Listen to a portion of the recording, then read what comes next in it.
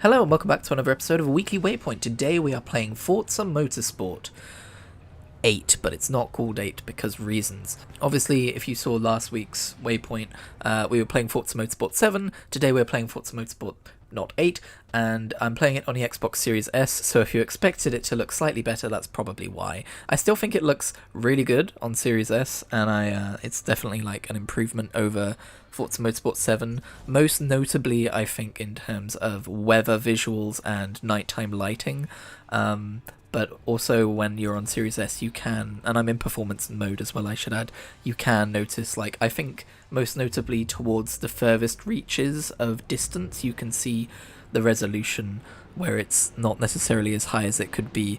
You can see some like environmental detail as well.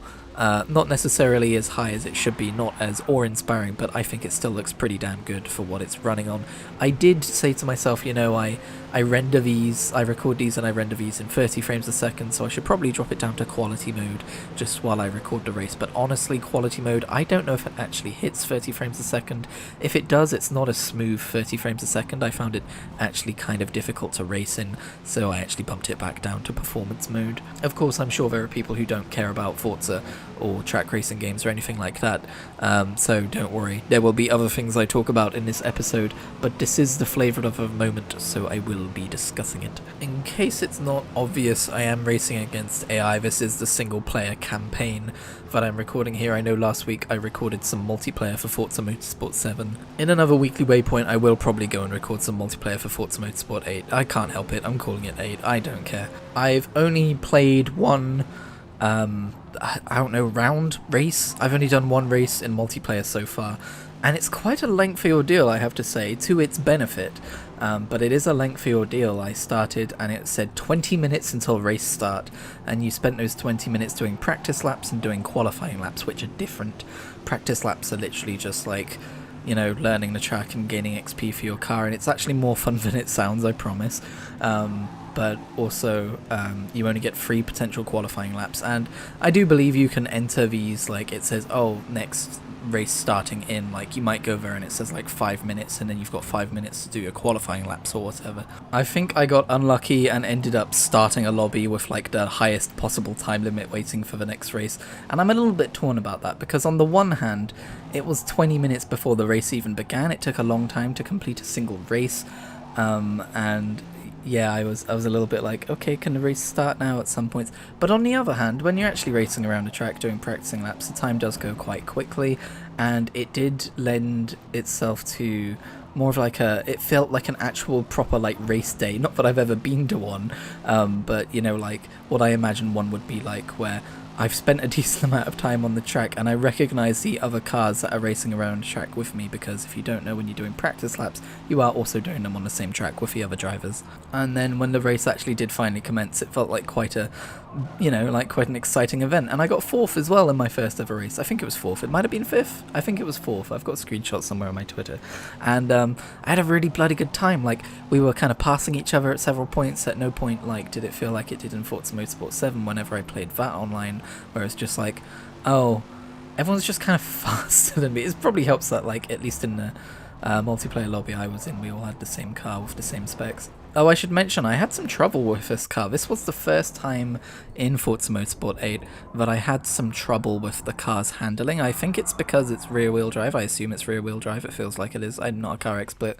But this TVR was giving me some problems, and I was kind of annoyed, but I was like, oh man, I was going to show off how good and clean my racing was. And I don't know, you can see I still use a racing line and stuff. I'm not the most expert Forza driver. I should mention as well that AI are on about like 5 out of 10 difficulty, I believe, and the game has been pestering me to put that up because I've been kicking their asses lately. But I don't know, man, I want those gold trophies. They show up on the career screen, and I'm worried that I'm not going to get them, and I'm going to have to spend more time redoing them to get them at a later date. Not that there's any achievements tied to them, but you know. But yeah, this game comes out for everyone tomorrow on Game Pass, and I strongly recommend giving it a go because it is really fun.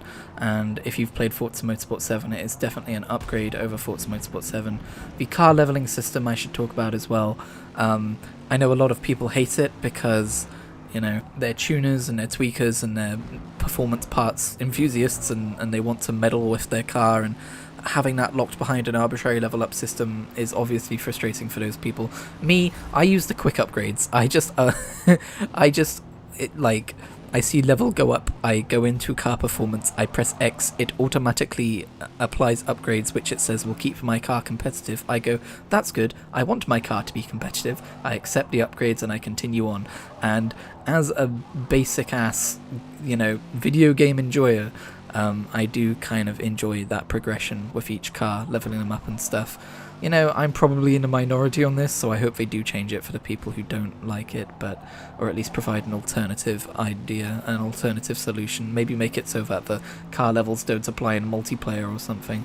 But for the career, I really enjoy the car leveling system, I'm sorry. In fact, you know what? No, I'm not sorry. I won't apologize. But yeah, I'm really excited to continue playing Forza Motorsport and seeing it get the updates, and I've got the VIP car pass stuff as well, so to see which car I get every week and race it and upgrade it and stuff, and watch this game evolve and grow, and just something that I check back in on. I will probably download it on my PC at some point, because I do believe my PC will be able to run this and make it look way better than it currently looks on Series S. The problem is games are big nowadays, and I still haven't quite given up on the idea of playing Baldur's Gate free, so I would have to chuck out Baldur's Gate free if I wanted to install Forza Motorsport. But no, sometimes I'm playing this game and I'm like, I know this could look better though. And part of that is my monitor. I'm still on a basic 1080p monitor. You'll standard 2016. I think I got it in 2016 to be honest. And I think that's also starting to show. I've always kind of railed against the idea of I don't need a 4K monitor. It's right in front of my face. What's 4K gonna do for me? But I don't know. Maybe a slightly larger monitor. Maybe a better refresh rate monitor. Maybe just a new one. All monitors are different in ways that go beyond just specs, right? So, or I guess to go beyond the specs that we tend to look at. So maybe there's a new monitor in my future as well. Then again, looks at bank account. Maybe not. The final thing I'm going to say about Forza Motorsport today is that after this race ends, I then do a bit of a Rivals event. So if you don't know what a Rivals event is, it's just time attack. It's just, competing against ghosts of other racers from online leaderboards, and that's something that's been in Forza Motorsport for a very long time, if not forever. I don't really know the history of this series, and it's really fun. I want to get into doing it a little bit more often, because it kind of reminds me of Trackmania, and I love Trackmania. Sorry, in between recordings there, I just happened to go to YouTube, and the first thing I see on my YouTube is a video that says, an honest look at Forza Motorsport, and it has that big yellow thumbnail text. What have they done? ... I'm pretty sure most people are going to enjoy this game. In other gaming news, or at least gaming news of what Christian has played in video games this week, I'm leaving that in. I have continued to fall down the old school RuneScape rabbit hole. That game, I don't remember if I mentioned this last week, but a thought I've had is that one of the things that always kept me away from old school RuneScape was this idea that I would miss so many elements of RuneScape 3, particularly quality of life elements. But as I've played old school RuneScape, I've discovered that that game has its own method of answering a lot of these problems of, if I was worried about the state of old school RuneScape in 2013, I think, because I did play it when it first came out, and I did enjoy it, but it was very much, RuneScape 2 from 2007, as it was meant to be. But now, I'm not saying they've inundated it with a ton of quality of life updates. They haven't made the game easy, but they've implemented so many creative and fun solutions to alternative method of training runecrafting, which is Guardians of the Rift. I wish RuneScape 3 had that. RuneScape 3 instead has its own thing. It's got RuneSpan, but RuneSpan is really boring. So instead of finding myself missing a lot of what RuneScape 3 has to offer, and there are still times when I do, I also find myself going, wow, old school RuneScape has a really fun, inventive solution to making this aspect of the game more fun for a modern audience, while retaining what makes old school special. And I wish RuneScape 3 had some of this. I wasn't anticipating that. I wasn't expecting to find myself wishing that RuneScape 3 had some more of the old school RuneScape flavour, but I did. I played the new quest which came out today, and it felt weird because I had spent so much time in old school RuneScape. I was like, They've just re-implemented the old daily challenge system into RuneScape 3 after the whole Hero Pass shit show, and one of them was to do summoning, and I was like, right, how am I going to get to Taverley? And then I was like, oh, right, yeah, the Lodestone Network. So it's weird playing both games at the same time, and it's kind of a juggle to make sure that I'm still, like, fluent in both of them, if you know what I mean. But yeah, I'm really enjoying old school RuneScape right now, a little bit more than RuneScape 3, to be honest. And to be fair, the new quest in RuneScape 3 is pretty fun as well, but I very much went, okay, I've done that now, and I turned it off. I was like, A, I've got to record the weekly Waypoint, but B, I'm now going to go play old school RuneScape afterwards. I will continue to play both games side by side, but, you know, I'm enjoying old school a little bit more right now. In other news, I treated myself this week to a history book. I am embracing my boring side, and every time I've said that to a friend, they've gone, no, Christian, it's an interest that's very interesting to lots of people, you know, like, and I must, like, state to those people, don't worry, I'm calling it a boring interest as a joke, like, in relation to my other interests, it is quote-unquote boring, like, I like video games, and you know, like, I mean, I guess liking video games is boring to a lot of people, to be fair, but I find that my love of history kind of doesn't fit in with a lot of the rest of my personality, so I find it fun to call it. Anyway, sorry, there's this book that's come out, written by David Mitchell, of all people, who I didn't know was a history head, but very much knows its history, called Unruly, and it is a history of the what do they call it? A history of England's kings and queens. And for a spell there, I was listening to a podcast called The History of England, or The History of Britain, or something like that, one of the two, and I was kind of like chronologically learning a whole bunch about the history of England, not because I'm like a nationalist or anything horrid like that, but because it's bloody interesting. Especially the Dark Ages. Holy shit, London was abandoned for 200 years, did you know that? Like, the London that the Romans built was just sat there uninhabited for 2 centuries. How is that not fascinating? Anyway, sorry, I saw this book in work, and I was like immediately like, holy shit, this was made for me. Like, this is exactly what I am interested in. I remember when George R.R. Martin put out Fire and Blood, or at least Fire and Blood Part 1, and that's like the history of the Targaryen kings, and I remember as I was reading that, I was like, this is really fun and really cool, and that's a really good book if you haven't read it. I wish this existed, and I guess it probably already did. This isn't the first time this has been done, but I never went out and sought this. I wish this existed, or I wish I had a version of this for real-life British kings and queens, and now here it is. And, you know, it's written by David Mitchell, who's a comedian. It's very much imbued with the essence of comedy, and the first thing I did before I bought this book is I went and I looked at negative reviews for it to make sure that he knew his history, and the only negative reviews I could find was from historians going, he's really good at history, I just don't like his humour. I'm like, oh, okay, that's fair enough.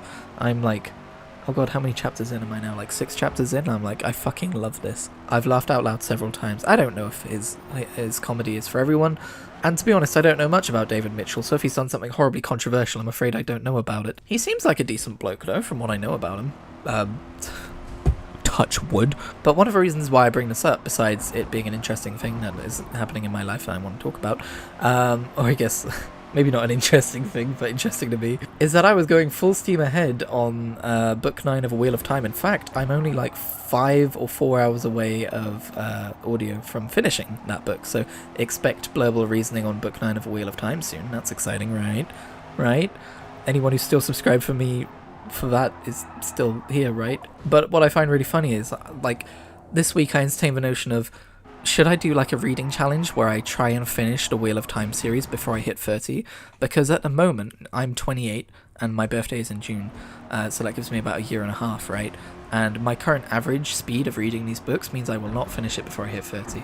And I'm not freaking out about that. I'm trying not to make 30 this terrifying milestone that so many people my age do. I think that can be a mistake. You can't really control how you feel about aging, but I like to think that I have a pretty healthy view of it, at least at the minute. But I think it would be really fun to try and get this done by the time I'm 30. Partially practically because I only have so much lifetime to read these fantasy books, and I love exploring these fantasy worlds, and I would like to be able to read as many as I can and not just be bogged down in Wheel of Time for half my fucking life. Because, reminder, I started the Wheel of Time 3 years ago.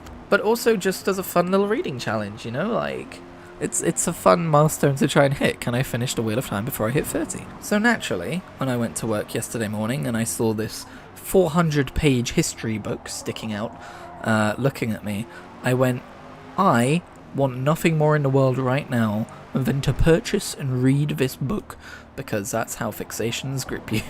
And I spent hours reading it yesterday. I might be more than 6 chapters in, because that doesn't really add up. But to be fair, yesterday I also trained a bunch of agility while listening to the audiobook for Winter's Heart. I was also tempted by Patrick Stewart's autobiography. I have no idea if Patrick Stewart is a decent person or not. I don't really know much about him. The general impression I get is that he probably is, and he's probably an interesting guy. I asked one person about it, and they were like, oh, I've heard he's grumpy and boring. But then I'm like, yeah, but what's your perception of grumpy and boring? Obviously, one of the main things which attracts me to this autobiography is the fact that he worked for so long on Star Trek. I do find the biographies or autobiographies, or at least life stories of actors, to be interesting, and I don't know why. I was thinking about that after I saw this book. I guess it's because you spend so much time with their fictional characters, you kind of want to get to know the person who brought those fictional characters to life. But maybe also that genre is just wrapped up with, the lives of actors for whatever reason. But so far, the actors I've heard from seem to be a fairly down-to-earth bunch as well, so I don't know. I guess I don't listen to too many Hollywood actors. But one of the main reasons I'm tempted by that book is because I've never read an autobiography. When I say I'm interested in the lives of these people, usually I've heard them in interviews or podcasts and stuff, I've never actually sat down and read an autobiography, and as someone who kind of writes memoirs, I'm interested to see how others do it, and the kind of experiences that other people have gone through in life, and how they've ordered the great chaos of life. Oh gosh, that sounded poetic, didn't it? I feel like I have these two sides of me, one which is like, based in like video games and humor and comedy and internet culture and all that, and then this side which is more like, I went to uni and I studied writing and I read history, and it's weird that these two sides of me both exist, and you only tend to see the first side of me. Well, I guess there's many sides of me. There's as many sides of me as a 20-sided dice. Well, I guess then I'm saying there's 20 sides to me, which isn't strictly true. But anyway, I'm sure everyone's like this. I'm sure everyone has different sides to themselves. But like I said, I feel like you only see one side of me, so I thought I would show you another. Anyway, thank you very much for watching this episode of Weekly Waypoint. If you liked it, maybe leave a like. It helps the channel a lot. If you would like to see more weeks of a Weekly Waypoint, then you can always go through them on my channel, or you can subscribe to get them weekly. How about that? Anyway, I will see you next time.